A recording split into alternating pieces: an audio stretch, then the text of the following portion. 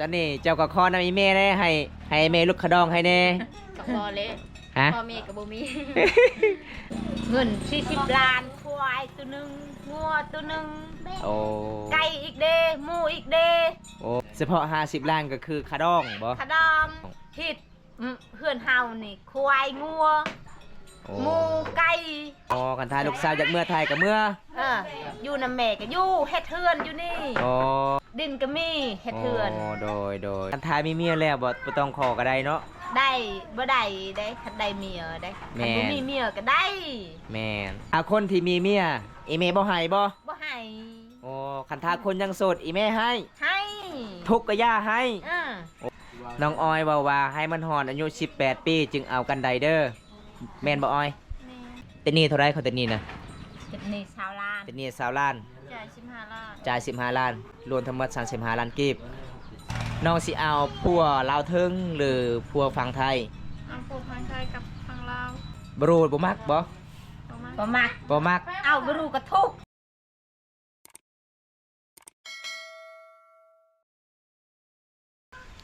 ตอนนี้น้องอ้อยน้องจอยสินึงข่าวบรรยากาศยามแรงๆช่วยเวียกพ่อแม่พี่น้อยสองไอ้น้องสาบานป่าชนเผาโต้ยสิเอาพัวน้ำกันได้จริงแท้หรือบ่พี่น้องมื้อนี้บำตาสิทัดถามน้องๆเลยครับผมสวัสดีก่อนนี้น้องอ้อยน้องจอย สบายดีเจ้า อืมอีพอไอเมย์ไปใส่คือนึ่งข่าวลายแท้ ไปลินเบิด ไปลินเบิด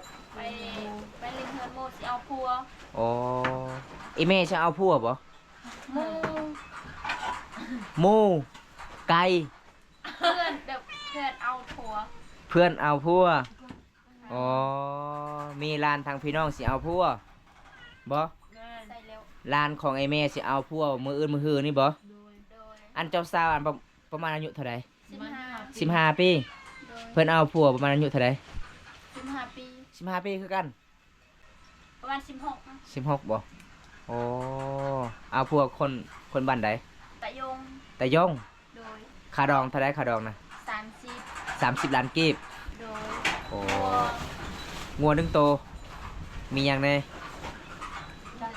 หัววัว2ตัว มีงัว2โตปะ งัวอยู่บ้านเดี๋ยวเก่งวะนะ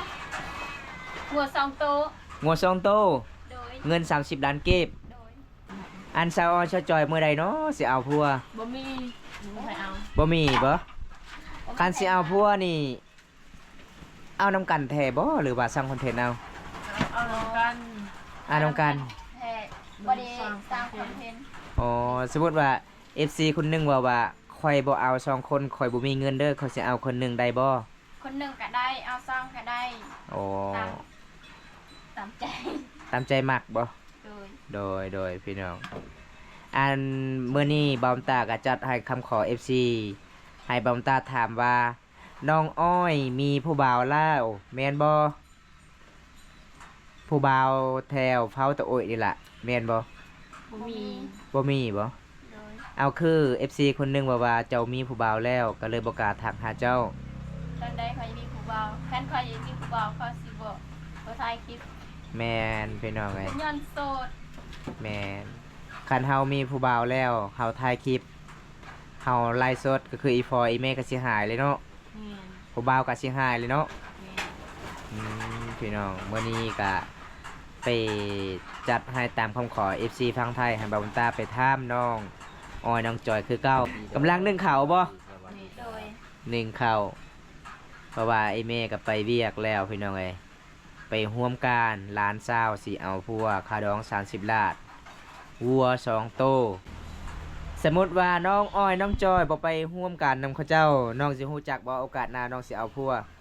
บ่ฮู้ บ่ฮู้ ซับซ้อนเอา อีพอไปใส่มื้อนี้ ไปไปตัดทางไหนมา เว้าความ ไปเว้าความ เว้าความอยู่ไส เงินโมสิเอาไปเฮ็ดกินไปเฮ็ดกิน บ่แม่นไปเว้าความอันนั้นไปร่วม ไปร่วมงาน ไปร่วมงานสิเฮ็ด สวยงาม งานแต่ง ไปสวยงามแต่ง ไปช่วยงานแต่งเขาเจ้า ถ้าไปบ่ออนไลน์พูดเลยบ่ ฟาตีนน้องครับน้องเยียบ สิบ่อาบน้ำแล้วตอนแรกนี่หนาวคือสินอนแบบนี้เลยบ่ สบายดี แม่ได้ โอ้ตอนเช้าผู้ได้สวยเขาหนึ่งอีแม่ ดู โอ้ เจ้านี่น้องเจ้านี่จะไปตักน้ เปลี่ยนกันเฮ็ดเนาะ จากปลาเหรอ ซอยกันเฮ็ด ใช่ครับซอยมาแต่ใส่ซอย ำพี่ไทย มาแต่ป้าบ่พี่ละเต้ว่าซอยมาแต่ป้าบ่ นี่แล้ว ไปทำอะไรอยู่ป่า พี่ไทย สาวจอย พี่เลิฟว่าโทรหาคือน้องบ่ว่าง โอ้ยอายบ่เคยโทรหาน้องเลยเช็ดก็บ่เคย นี่ครับ น้องจอยว่าพี่เลิฟบ่เคยโทรหาน้องออยเลย น้องจอยเลย เช็ดก็บ่เคย เสร็จ โทรหาแต่สาวอ้อย โอ้มีโทรหาสาวออยตลอด แม่ แสดงว่าพี่เลิฟบ่มักสาวจอยเนาะ แม่นมักแต่สาวอ้อย แมนพี่เลิฟเอ้ยตอนนี้สาวจอยจมนี่เลยเด้อ น้องอ้อยสวยเขาน้องจอยผิงไฟเพราะว่าอากาศหนาวครับมื้อนี้ครับ สาวลาวเผาตาโอ้ยสองไอ้น้องหักแฟงกันได้พี่น้อง เฮ็ด แม่นหยัง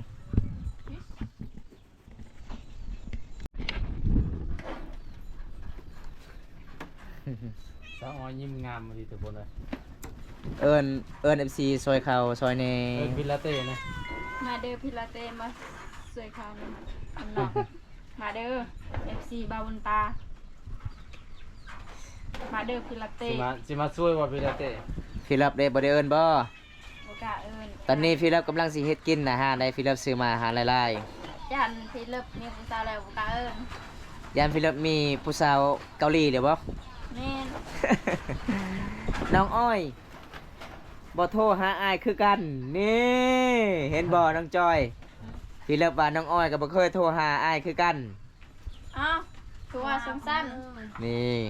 ๆน้องโทรหาน้องสิใจได้ ผมทำไมเป็นมีแต่กินเป็นครับพี่สานว่านี่ครับ สาวลาวอายุ15 ปี งามเข้าหน้าแล้วเขาหาย เขาให้แน่ขอหน้านี่ คนกันเนาะ โดย เมื่อนี้บ่าวบ้องมาหาเจ้าบ้องว่าเห็นแต่ในคลิปงามไล่เมื่อนี้บ่าวบ้องมาหาตัวจริงเลย เป็นจะได้บ่าวบ้อง นี่นะพี่ลาน หลาย งามหลายเลยเนาะน้องออยน้องจ้อยว่าคันสีเอาซองก็ได้คันสีได้บ่เอาคนเดียวก็ได้คันสีได้ก็เอาเบิดซองก็ได้เจ้าสิรับได้บ่ขดอง100 ล้าน ทับได้ รับได้อยู่เนาะ สดรถ แม่นขยันปานนี้เนาะ แมน ขยันปานนี้สิให้ดอกขายควาย2ตัวแล้วได้แล้วเด้จ้า100 ล้าน สองตัวบ่ได้ดอกสองตัว บ่ได้บ่อุ้ยบ่ได้แล้วเนาะ 6 โตพุ่นแหละ โต จังไรอาหารซื้อมาหลาย มากินน้ำกันเด้อสาวสายอ้อยเพื่อนว่า พี่เลิฟว่า จ้อยก็เป็นคนดูนี่มาเปิดตู้จ้ะจะดูนี่ละปล่อยเบรกเอ้ยว่า นี่ครับบ่ได้อยากได้เมียลาแบบนี้เลยครับ ขยันเห็ดเวียกหลายเลยบ่ได้แต่งหน้าบ่ได้แต่งตาเด้อครับ น่าสน หน้าสดเลยงามแบบธรรมศาสตร์พี่น้องบ่ได้ที่มักเอาเมียลาวแบบนี้ล่ะพี่น้องลาวก็คือลาวไทโซเด้อครับหักแท้ต้องหักจริงบ่มีวันเจ้าสู่แม่นบ่อ้อย เมน แม่นสองเปิดใจหาคู่มีสินค้ามาสู้เท่าไทย สบายดีครับ มาเลือกเอาเด้อ เป็นขัวน้องจับภาพเลยน้อง เป็นจะได้น้องจอยนาวแหงบ่ น้องจอยเงา เจ็บ แห้ ใจ งละ ค่ะพี่เลยประทุมหา นี่น้องจอยเสียใจพี่รับบ่โทรหาเด้อ ไปขดองอะไรไปหาลาด อันเขาถามแน่คาดองล้านซาวเท่าใด 15 15 ล้านกีบ นี่ไงไป30 อ๋อมีงัวบ่ เช้านำมาเต็มนี่ ฮะมีงัวบ่ งวนตัวหนึง งัวตัวหนึง ม หนูจ่ายบ่เบิก หลานสาวของไอ้แม่อายุจักปีแล้ว 15 ปี โอ้เจ้าบ่าวเด้ เจ้าบ่าวก็15คือกัน 15 ปี ประมาณมา16 ปี อีกจักมือสิไปส่งหลานสาวเอาพัว 16น่าจูบิอัน ยัง2มือบ่ จัน วันจันทร์นี่ แสดงว่ามื้ออื่นมื้อฮื้อแล้วเนาะมื้อฮื้อเนาะยัง2มือ บุกี้น่ะบ่ช่วย โอ้ค่าดอก15ล้านงัว2โตวสาวลาวเอาพัวอายุ15 ปีนี่ครับอีเมเพิ่นหาก็มาติห่วม การแบบหลานสาวสิเอาพัวน้องออยเด้มื้อใดสิเอาพัวน้องออยน่ะ น้องฮู้ไว้แม่ว่า FC คนหนึงว่าน้องอ้อยมีผู้บ่าวแล้วทางเผาโต้ยแม่นบ่ บ่แม่น บ่แม่นบ่เห็นเนาะ นี่ครับบ่เห็นเด้อเนี่ยได้ขาดองยังคือเก่าบ่บ่ได้หลุดบ่ คือเก่า คือเก่า โดย นี่ ตะเกงบ้าน ฟิลาเตว่าสำบายดีแม่เฒ่า ส ข บายดี อต่อขาดองในเด้อลูกเคยบ่มีเงินคือผู้บ่าวตะโอ้ยเด้ หลุดได้บ่ให้ฟิลิปขาดองเพิ่นว่ามีแต่30 ล้าน บ่หลุด บ่หลุด เด้อพี่น้องอีเมใจกว้างเลยฟิลิปบ่หลุด หลุดอีหยังอีแม่ก็ทุกข์ยาก แมน เบิ่งเพื่อนอยู่ก็บ่มี ห้องน้ำก็บ่แล้ว ทั้งนำก็บ่แล้วหลุดอีหยัง แมนฟิลิปบอกว่าคอยอยากซื้อให้สังกะสีอีเมหลุดได้บ่ ก็หลุดหลุด40 40นี่มาเลยฟิลิปมาซื้อไว้สังกะสีห้องน้ำให้สาวออยเด้อฟิลิปอีเมหลุดให้40 ล้าน วันนี้ถามเรื่องเล่าวไอ้แม่ฮากะไปร่วมกันนำข้าเจ้าครับผมเพราะว่าหลานสาวของไอ้แม่สิเอาพัวประมาณยัง2 มือลูกสาวแม่บ่มักคอยเด้พี่เลิฟว่าออยบ่มักลาว มากอ่ะตะกูเดี๋ยวๆย่านอายบ่มัก นี่ครับเป็นจะได้ออยจะบ่มักบ่พี่เลิฟ มาก มักเอาตอนนี้เจ้าก็ขอนำอีแม่ได้ให้แม่ลูกขะดองให้แน่กันเจ้าจะกันเจ้าว่ามักพี่เลิฟนั่น ก็บ่เลย ฮะ พ่อแม่ก็บ่มี อันนี้ไอเมย์บอกว่าลดให้เลยเด้40 ล้านเพิ่นว่าให้พี่รับเสือให้สังกะสีห้องน้ เงิน40 ล้านควายตัวหนึงงัวตัวหนึง ำโอ้ ไก่อีกเด้หมูอีกเด้ โอ้โดยเฉพาะ50 ล้านก็คือคาดองบ่ ขะดอม โอ้พี่น้อง ทิดเฮือนเฮานี่ควายงัว โอ้ หมูไก่ ลาย โด เนาะ ย หลาย สมมุติว่าพี่รับว่าคันพี่รับเอาน้องออยแท้พี่รับให้ไปอยู่ไทยให้ลูกสาวอยู่ใดบ่ ทำลูกสาว อ๋อคันทายลูกสาวจากเมื่อไทยกับเมื่อ อยู่นำแม่ก็อยู่เฮ็ดเฮือนอยู่นี่ อ๋อดินก็บ่อึดเนาะ ดินก็มีเฮ็ดเฮือน โดยติแต่เฮาเขากินบ่มีเนาะ ข้าวกินบ่มี เงินคำบ่มีเนาะ อยู่นำแม่ข้าวบ่มี มีเทศให้ เฮ็ดไทยเฮ็ดนา แม่น น่ะ บ่มีน่ะ เฮ็ดนำเอื้อย โอ้โดยพี่เลิฟว่าถ้าลูกสาวมักให้70 ล้านโลด แม่นบ่อ้อย มักอลีบ่ มักน้อยเป็ดก็ นี่ยังอีก3 ปีฮอด18แล้วเด้พี่เลิฟก็สิกลับมาจากประเทศเกาหลีแล้วบัดนี้เพิ่นอยากมา ยันพิลับได้เมียแล้วเมียหาย แม่นกันทายมีเมียแล้วบ่ต้องขอก็ได้เนาะ ได้บ่ได้ได้คันได้เมียได้คัน แม่ บ่มีเมียก็ได้ แม่นอยู่เฮือนเฮาก็ได้ ได้ โดยเอาแล้วอีปุ๊บเหรอ ไม่ยันมีเมียก็ยัน แม่นไอเมย์ก็ย่านแล้วเนาะ บ่ให้ลูกสาวบ่ให้คันมีเมีย ถ้าคนที่มีเมียไอเมย์บ่ให้บ่ บ่ให้ โอ้คันถ้าคนยังโสดอีเมย์ให้ ให้ ทุกข์ก็ย่าให้ อ่า โอ้คือเบาตามีเมียแล้วบ่ให้เนาะ บ่ให้ นี่ครับฟังนำกันเด้อ โอ้ยงานนี้เรากินเฮลเนี่ย คันมี ฟิลาเต้ อย่าตัวลูกเห่า นี่ครับ อยากได้ แมน เขาโชด โดดว้าวเนาะ คันทามักแท้นี่เฮ็ดเฮือนอยู่นี่หลังหนึงบ่ เออ เฮ็ดอยู่ไทยหลังหนึง เออ เวลากลับไปกลับมาก็สำบายดอก เออ โอ้เพราะว่าอีเมก็มีดินเนาะ มือ มีดินต่างเฮือนอยู่โอ้ครับผม น้องออยบอกว่าให้มันหอนอายุ18 ปีจึงเอากันไดเด้อแม่นบ่ออย แม่ คันทาอยากมักกะล้มก่อนเนาะ คุยกันก่อน คุยกันก่อน สมมุติว่าอีพ่ออยากลุดขาดอง20 ล้านอีแม่ให้ลุดได้บ่ บรรลุเป็นชาวล้าน สมมุติ บ่รู้ว่าข้าวกิน มีเมียไปอยู่นำกันโลดได้บ่แม่เฒ่า พี่รับว่ามีเมียไปอยู่นำกัน เสื่อมน้ำบาบุญ ได้บ่แม่เฒ่า บ่ให้นั่นลูกนะ นี่บ่ให้เด้อพี่รับเพิ่นว่าถ้ามีเมียเพิ่นบ่ให้ลูกสาวได้ถ้าโสดทุกกะยาเพิ่นให้ เออ แค่แต่ฮักจริงเนาะ อืม นี่ครับ เพราะว่าไอ้เมย์กับเว้าลาวบ่ค่อยเก่งปานใดก็แบบนี้ล่ะพี่น้องเอ้ย 10,000 สิเป็นกิฟต์นี่เนาะ คอมเมนต์มาได้เด้อครับเด้อมื้อนี้ก็สิถามเรื่องราวขาดองอีเมย์อยู่เฮือนอยู่ศาลเลย เป็นกิฟต์ได้จังมึง เพราะว่า FC คนหนึงว่าน้องอ้อยมีผู้บ่าวแถวตะโอ้ยก็เลยบ่ตาตกใจครับไปถามเลยน้องอ้อยก็ว่าบ่ฮู้เด้ออ้ายข่อยยังบ่มีได้ บ่ฮู้บ่เห็นผู้บ่าวบ้านตะโอย บ่เห็นบ่ บ่เห็น แต่ละปีที่น้องอ้อยบ่ได้เข้าคลิปนี้เห็นบ่ผู้บ่าวมา หลาย หลายตะกี้เนาะบัดน้องอ้อยน้องจอยเข้าคลิปแล้วผู้บ่าวบ่กล้ามาเลยบ่ บ่กล้าบ่เห็นผู้บ่าวเลย เป็นหยังคือบ่กล้ามาหา บ่ฮู้ โอ้โหบ่เพราะว่าน้องอ้อยน้องจอยเข้าคลิปตลอดเนาะ อืม นี่ครับ อีก3 ปียานเตน้องอ้อยนั่น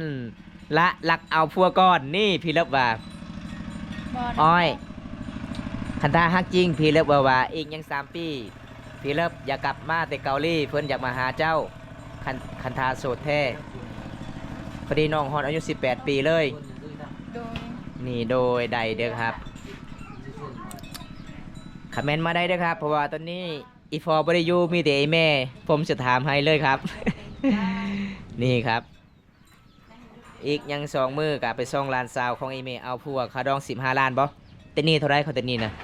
จุดนี้ชาวล้าน เต็นนี่20 ล้าน จ่าย15ล้าน จ่าย15 ล้าน รวมทั้งหมด35 ล้านกีบโอ้ว่าน้องอ้อยไอ้เขาถามเนี่ยอายุซ้ำนี่น้องสิเอาพวกคือกันน้ำหมู่บ่ ประมาณจ่าย30 โอ้จ่าย30 ล้านแล้ว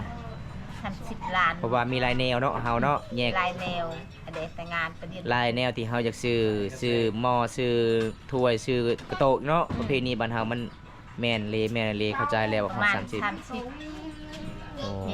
โดย ประมาณขดองมัน50ล้าน โอ้50 ล้านโอ้บ่สะอ้อยคันฮอดอายุ18 ปีน้องสิเอาพัวลาวเทิงหรือพัวฝั่งไทย